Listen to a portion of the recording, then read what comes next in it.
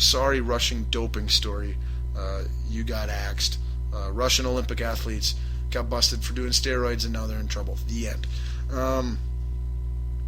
Our Balls Deep Thought of the day comes down to the DraftKings story. Now, currently, New York court is taking DraftKings and FanDuel to court, claiming that what they're doing meets the state law requirements for gambling and thus needs to be shut down in their state.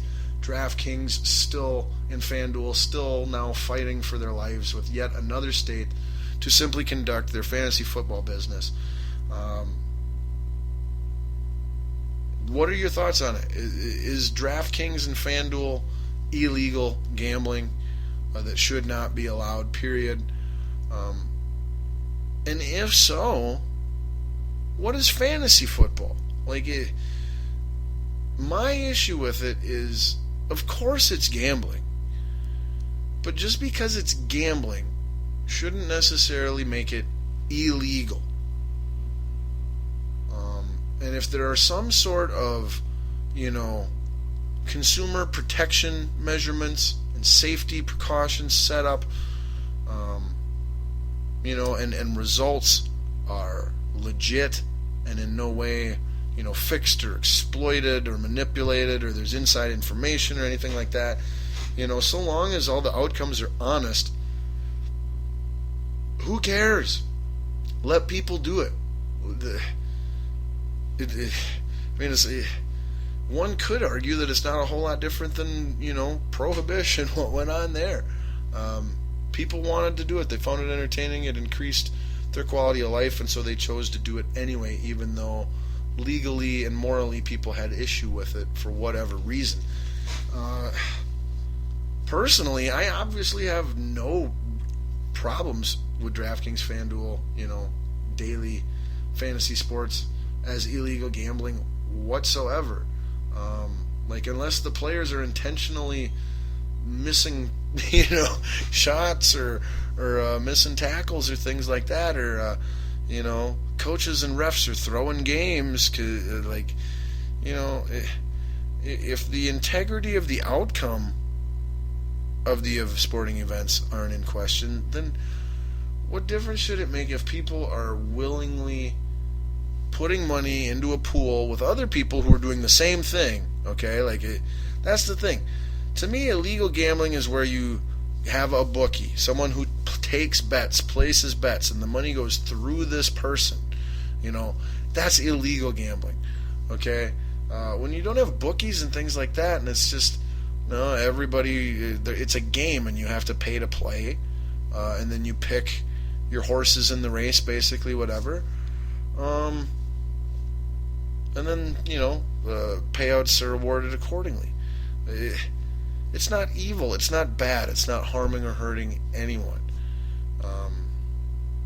We might want to look into capping the amount of money that can be deposited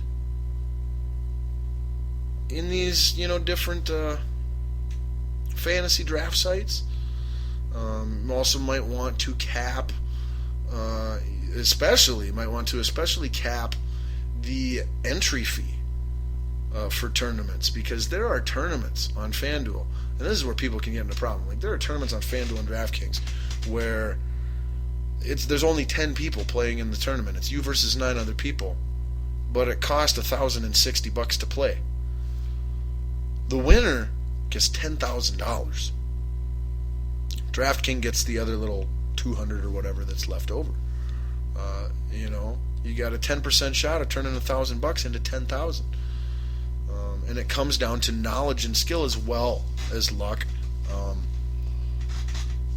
But so those really high stakes tournaments and something would be what I think, if we want to make an adjustment as far as it's gambling, it's not gambling. Well, it's whatever it is, it's going to exist, but we've got precautions, set in place to, minimize downsides of the product, and one of those, like I said, would be the most you can spend, the highest entry fee is $100, for example, not these tournaments where there's literally a $5,000 entry fee, and I'm playing against 10 people, and if I win $50,000.